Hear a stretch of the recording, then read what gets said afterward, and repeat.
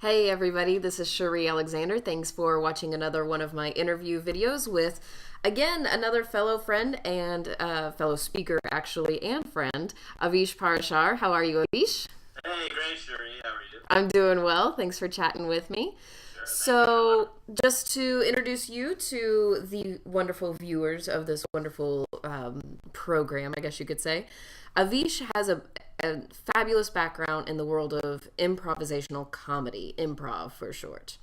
And he has taken this skill set and brought different programs to businesses and their teams to help people find the connection between improv comedy and being more effective, productive in business. He's got some fabulous philosophies. He's found tie ins from improv into the business world that I never would have thought about. And I'm so excited to talk to you about it today. I will link to your website, but I also want to let everybody know that he has two books. One is Improv to Success, and my personal favorite is Say Yes And. And all of these things can be found at the links that I'll provide below, as well as some clickable links. And Avish's website is dinghappens.com. So let's start with that, Avish. What is Ding Happens? Well, Ding Happens is there's an improv game called Ding where I would start telling a story that I improvise on the spot, but I give a volunteer a bell, which is this element of my brand, and anytime they ring the bell and make that ding noise, I have to stop my story, go back, and change what I just said to something different. So if it's once upon a time there was a girl who had a pet dog, ding. Once upon a time there was a girl with a pet cat, ding. With a pet mouse, ding. With a pet emu, whatever. So that's the improv game, and then that becomes the metaphor for the entire presentation and everything I do, which is that anyone can do well when everything goes right, but periodically the universe is going to come along and go ding, force you to change, throw an unexpected curveball your way, and what really separates people who succeed and get ahead and don't struggle is how well they deal with the unexpected setbacks, not just how well you plan, because anyone can do well when things go right. Right. Well, and it also, I think, reminds people to just not take it so seriously, because when ding happens, it's how you handle the ding. And if you view it as a game or, okay, these are my new set of circumstances. I know for one example, I was at an event and I was video recording myself, as I do. And during the break, I just wanted to check on the camera and see how it's going. And the camera ran out of power. It deleted all my files. I mean, everything that I had done for half a day was gone. And I just remember thinking, okay, I have two choices. I can get really freaking angry and upset, and I'm Italian, so I do that really well. Or I can just accept this as, and I actually said this out loud and somebody laughed. I said, well, that's the new circumstances, because ding happens, right? Yeah, and it's funny, the kind of the first step in my keynote with three main points. The first point is that it's all about adopting the improviser's mindset. And it's not technique. And I've done a lot of improv and teaching improv both to business and performers, and I've done martial arts, and what I found is that when new people come to it or even experienced, they all want techniques. They just want to learn, like, what's the next game I can play? What's the next martial arts self-defense technique? What's the next form? And I found in all these things, it's mindset. It's kind of like you're saying. And the people I found, when I used to hold auditions when I ran an improv group for about 7 years in Philly, in the beginning, I'd look at the resume and, wow, this person has all this training. And you look at their technical skills. It took me a few years to realize that gave me no indication as to how good this person could ultimately be. So I started ignoring the resume and even the technique and just looking at the attitude. Like, do they have the right mindset? Because when that is there, everything else falls into place. And the people who didn't have the right mindset, it's so much harder to teach mindset than technique. So if I can start with someone with the right mindset, and in fact, the people, a lot of technique, half the times I'd have to break them of all the stuff they learned somewhere else because it wasn't really working for them in the long term. So yeah, you're 100% right. If they can just kind of approach it with an attitude of fun, everything gets so much easier. Yeah. I know when I've hired people in the past, I find the interview process much more important than looking at their resume. And through some interviews, I had done research on, how to conduct a very good job interview, like, because just learning, and I'm a geek. And one of the things I loved is, sure, you ask them, okay, tell me about your background. What do you enjoy doing? You know, where are your strengths? Where are your weaknesses? Blah, blah, blah. And then throw in, one of my favorites was, which superhero would you be and why? And because it just throws them off. Yeah. And I saw so much about that individual from that type of question. A few reacted like they laughed and they enjoyed it, but surprisingly, majority of people just go, what? And they can't shift that gear. And I found that was just like a little ding for them, and they missed it. They couldn't adapt to it. Yeah, and it's probably a question you're asking more to see how they respond to something unexpected than that they would come up with a brilliant answer. Like, well, you said it's Superman. If you had said Batman, it would have hired you. Exactly. Yeah, the answer didn't matter at all. It was completely the reaction. Like one girl, I remember, bless her heart, she just completely stalled out.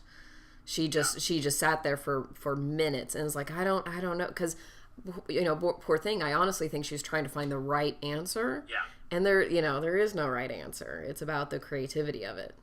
Well, that's the one of the other improv ideas is this idea of taking small steps. So I do an exercise, a 2-word story, where I'd say 2 words and you'd say the next 2 words in the story, and I'd say, and we just build a story together. Mm-hmm. And that actually, I use that to teach a variety of principles to pull from that. But in this context, it's that the best ideas and the best improv comes not when you have a fully formed idea, but rather just take a little step.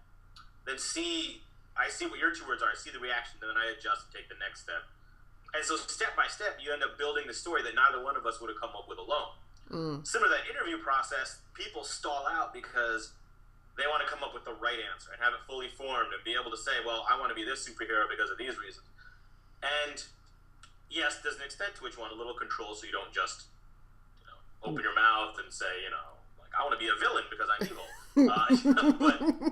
Which would be kind of cool. You have to take a little step, and then you see what happens, then you build, and I think that's where both improvisation and creativity come from, realizing it's a little bit and adjust, not the whole answer.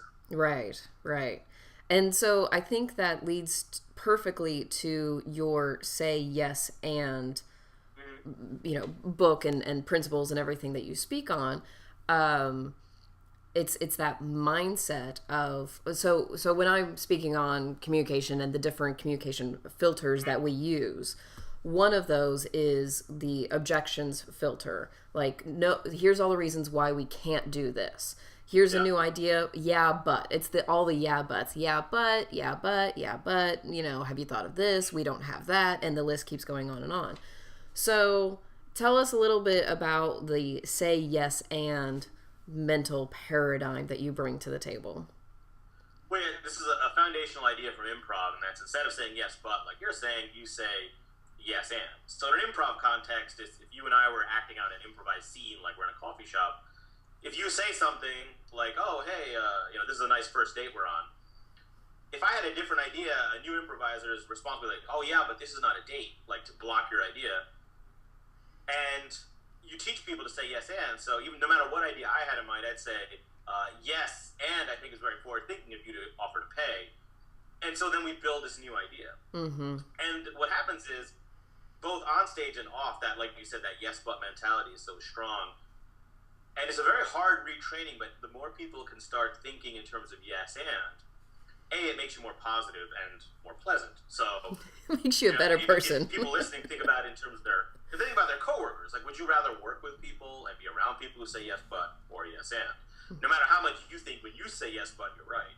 When other people say it to you, you hate it. The other thing is it forces that creativity. Because the reason we say yes but is it keeps us in our comfort zone. I have my idea. I have what I'm comfortable with. Anything that's going to push me out of that, I'm going to say yes but to. When we say yes and, you kind of have to move into unknown territory. But that's where all the great stuff happens, because if stuff was in your comfort zone, you'd be doing it already. Mm-hmm. So if you want to innovate or be creative, you have to get outside your comfort zone. And yes and is the way to do that. So I usually talk about the conversation between two people, but I think one of the most important conversations that we actually have daily is the conversation with ourself and our own head games. Yeah. So how do you incorporate the yes and mindset with all the voices in your head? Well, the first step is awareness. This is kind of the standard change process of anything. It's just being aware. And a lot of people, until they hear this idea, whether it's from me or in a book or an improv class, aren't even aware of how often they're saying yes but to themselves in your own head, whether it's literally yes but or just in spirit, like denying and closing off opportunities. And I teach this stuff. I've been teaching it for 10 plus years, and I still catch myself doing a lot of yes buts to myself. Sure. So it's catching yourself. And then the next step I recommend is not even that you immediately change, but rather just think of that in your head. How could I change? Like, could I say yes and in this situation? Even if you don't, because it lowers the pressure, it lowers the stakes, it just gets your mind thinking. Then you get to a point where you start implementing the yes and a little bit, saying, all right, well, and here's a huge distinction. Saying and thinking yes and doesn't mean always agreeing with everything. When I talk about ding happens when that bell rings, we're talking about default response. And ultimately, you may say yes but or no to a new idea. I'm not saying you have to go out and do everything that's proposed or every crazy idea you think of. It's just, what is your default position? When you come up with a new idea, do you initially think, oh, I can't do that? Or is your initial response, all right, well, that's an interesting idea. Let's explore that. Let's think about it. What else can we do with it? Ultimately, you may then, after having that conversation with yourself or someone else, you may then say, all right, this is crazy. I'm not going to do that. But if you never have the yes and conversation to start, you never get to explore. And that's where a lot of that, you get two things. Number one, you may find new and alternative ways of approaching that problem. So you may not do what initially you thought of, but you may do a variation on it that works better. And number two is, if you're talking to someone else, if you have that yes and conversation first, and then say yes but or no, the other person feels like you at least gave them some respect and considered their idea. So it eliminates some of those hurt feelings and resentment. So it's a great communication tool and a great thought process. Yeah. And if you're uncertain, I say err on the side of saying yes and, because very little greatness happens just doing things the same way today that you did yesterday. Absolutely. Absolutely. So I have a question from a speaker to speaker standpoint, kind of pulling back the curtain a little bit. All right. Your programs are highly interactive. You bring people up on stage, you guys do improv stuff together. And there's no vetting of your crowd as to, okay, who's going to be really good at this. It's completely just you and you, come on up. Yeah. So when there's that person who just can't get it, they get stuck, they can't play along. What are some things that you do as a speaker, as a facilitator, to kind of either help them out or make sure that the lesson and the program and the activity is still moving forward? Well, there's a couple levels to that. The first one is the vetting process. So I don't pre-plan the volunteers, but I do a couple things. Number one, I don't do forced volunteerism. So I think the chances of getting a dud is much higher if I just point at someone versus having people self-select, because then they're saying I can do this. Number two, for most games, I explain what I'm going to ask the volunteer to do before I call them up. So the person has a little bit of time to think, like, all right, I think I can do that. That sounds like fun. Okay. Now, it still sometimes doesn't work. I've shifted over the years the exercises to put more of the burden on myself. So as much as I can, I try to make it about, it's funny, right? As speakers, it's always supposed to be about the audience. My success has started coming over the last couple of years, the more I made it about me. But that's because that's more the performance background and bringing that in. Right. So, for example, that two-word story game I explained. My first year or two in business, I used to do it with two volunteers, and I'd have them play the game. Oh, yeah. And I would kind of facilitate. I don't know why I was such an idiot. It took me like 2 years to realize you're the one that's good at improv. Right. You play the game. So then I bring one volunteer up and we play it. Right. Now what I do is, excuse me, let me just hang this up. Sorry. I up the difficulty for me and increase the ease for the audience members. So now I play a game called Playbook, or the Actor's Nightmare, where I have a book of two-person scenes.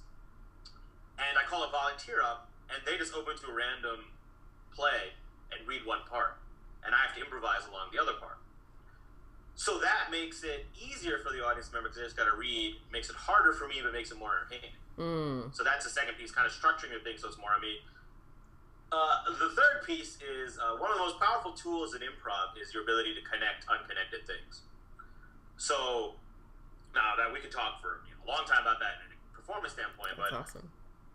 What you do is you develop the ability to always move forward. So when a game is a dud, you never want to make it.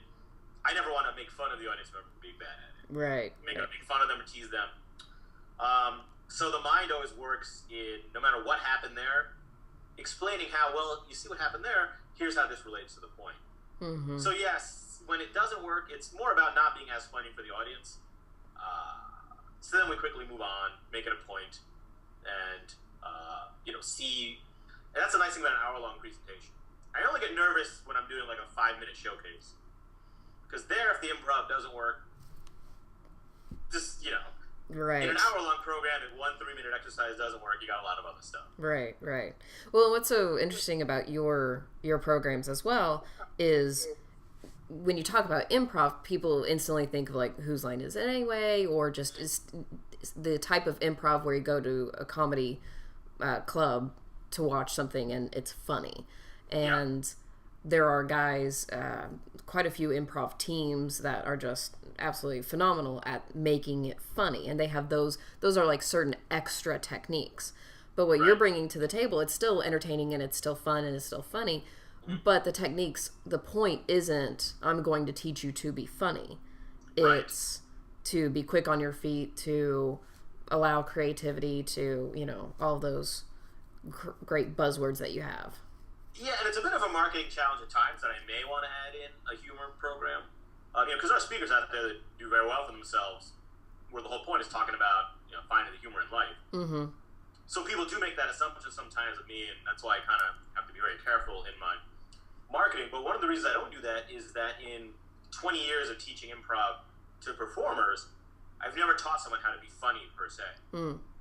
It's just showing them how to be creative and fast, and funny stuff happens.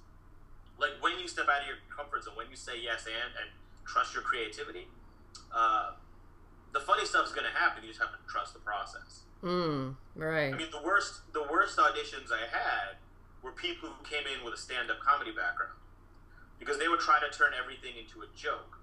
Right. And it would just fall flat, and they wouldn't be good team members. And it was the people who were, just like we said earlier, having fun and trusting wherever the process took them, just going there. They're the ones who became the most entertaining to watch. Right. So I know that you said that you could talk about this one for days on end, but I really do want to talk about it, is connecting the unconnected. Give me the 101 class on that. Okay. This is it's an idea I've been doing and thinking about for years, and I've only recently started to think about how important this is becoming. I think this is the secret sauce to, let's just say anything. Just everything. The whole world. The universe. So in an improv context, there's a 3-step process called spontaneity, justification, incorporation.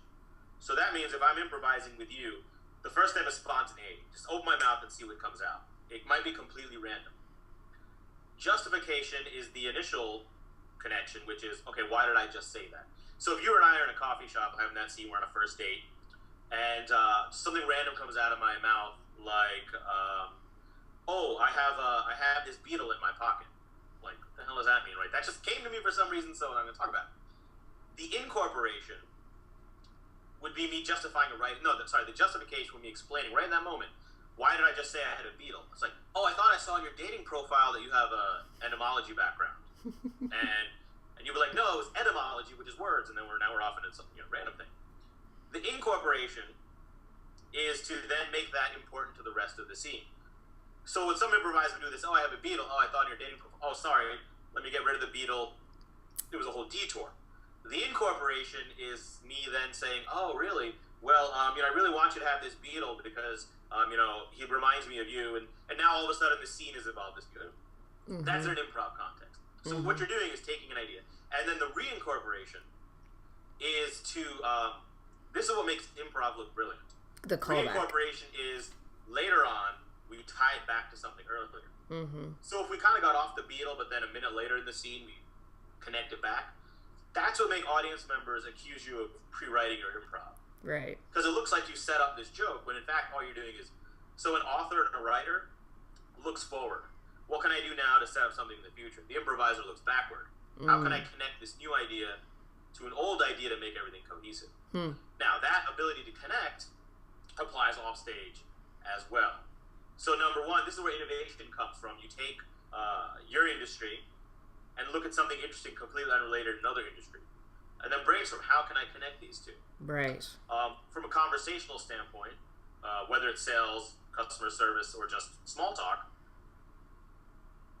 by taking what we're talking about now and tying it back to old elements in our conversation, it makes it look like I'm paying attention. It adds a cohesiveness to our conversation.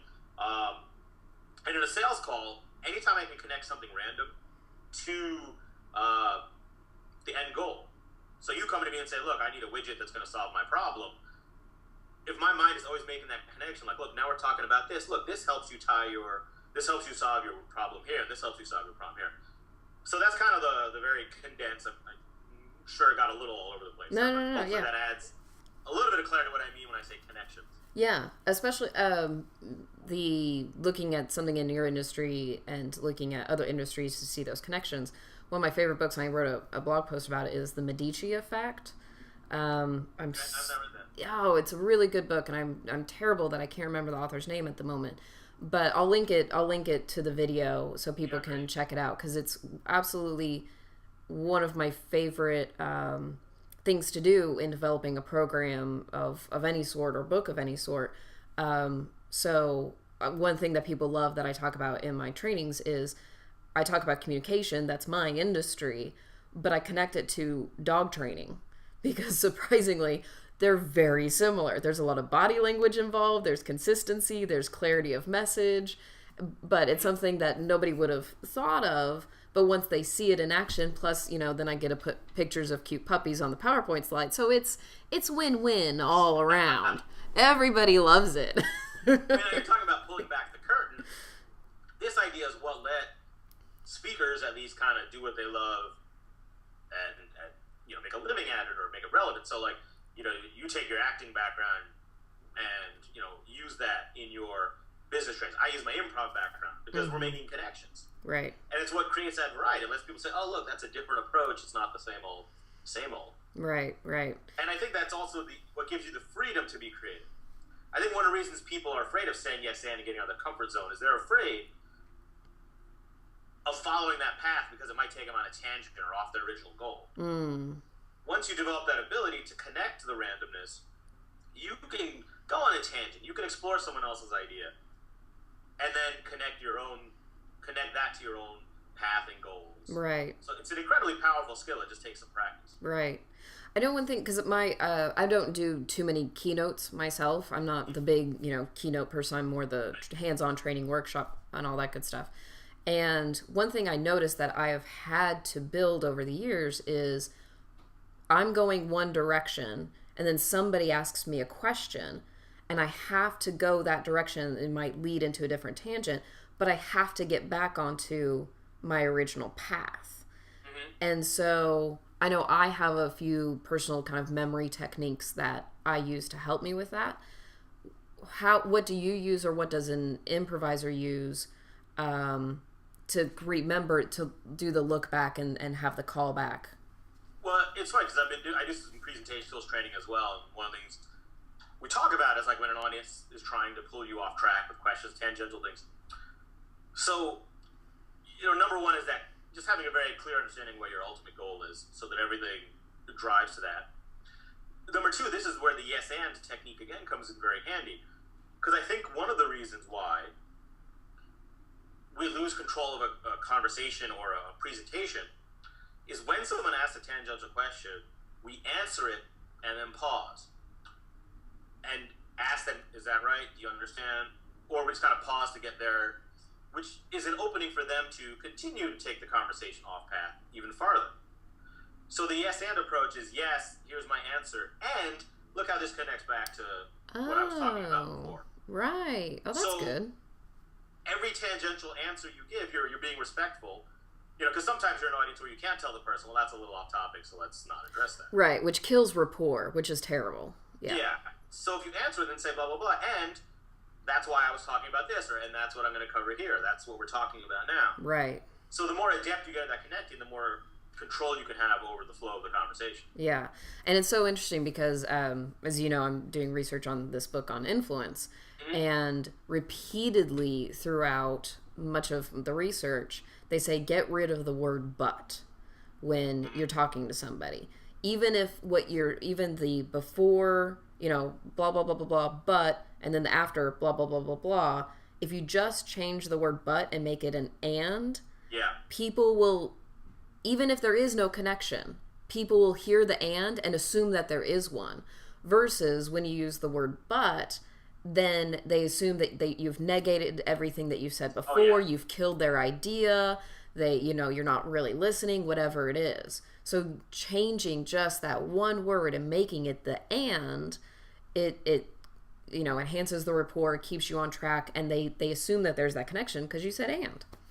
Well, it's a funny, what I've learned from a friend of mine who did improv with me, was in my group for a long time, and he's seen me speak, and he knows my material, is, he had a kid, and he has a kid still. So he didn't get rid of it. Yeah, no, he didn't tell her off or anything. And I was over there, and they would, when they were reprimanding her about stuff, he would say to her, honey, I love you, and I'd like it when you, I prefer it if you, and on one hand, it sounded a little artificial to me, because I'm like, well, that you're just replacing the buttering me up, right? But it worked really well. So much so that now that, now I have a different perspective because I'm married, and I found sometimes with my wife, and I don't know if she's going to watch this or not, but I'll say that, I'll say, honey, I love you, and, I'd really like it if you would, put take this up, here, right. do this. And it just makes a tremendous emotional difference, even if the words are almost exactly the same, the way it's received, the emotion it creates. Yes. We do an exercise in the programs where you have a conversation where everything starts with yes, but, then you have the same conversation, you start the conversation the same way, but switches to yes, and. So you see how yes, but keeps you stuck in yes, and. And what's interesting is that, even if we're talking about something completely fake, like a friend we have, we're going to throw a surprise party for. It's not a real friend, we're not really throwing a party. But people, when they play that with yes, but, they start to feel annoyed. Mm-hmm. Like talking about something that isn't even real, you start to feel negative and annoyed. Right. And so it's like, well, imagine when you're talking about something real and you keep yes, butting each other, of course it's going to be, really charged and angry. Yeah. And I think that goes into the observational part of just communication in general. My whole thing, observe, connect, influence. The foundation is observing. And so if you're blind to the fact that every time you say but to somebody, that they start to shut down, their face starts to drop, their shoulders start to get a little bit more tense, versus when you say and start to see them lean in, more open body language, more smiling, eyebrows raised, things along those lines. If you miss those cues, then you're either harming the relationship, harming the rapport, or building the relationship and building the rapport, but you're not sure which is happening and when and why. Right. Yeah. Well, what's interesting with that is that you can say, you don't have to observe to say yes, but. So, if you're saying observe is one of the key elements, when you use yes, but, you can just, it doesn't matter what you say, I'll say, yeah, but here's how I feel. Mm-hmm. Yes, and almost requires you to observe, because the yes, and is I'm going to hear what you said, and I'm going to add to it, build off of it. Yeah. I can't add to what you're saying if I'm not actually listening and observing to what you're saying. Yeah, very cool. Ooh, I like that. Forces you to observe. Awesome. Well, Avish, thank you so much. This has been such a fun chat, and I hope we can do it again sometime in the future and mention all of your books and awesomeness that you're up to. So what's on the horizon for you? What is next? Well, just doing a bunch of the speaking, and speaking of yes, and I just got a request a couple days ago to do a virtual presentation.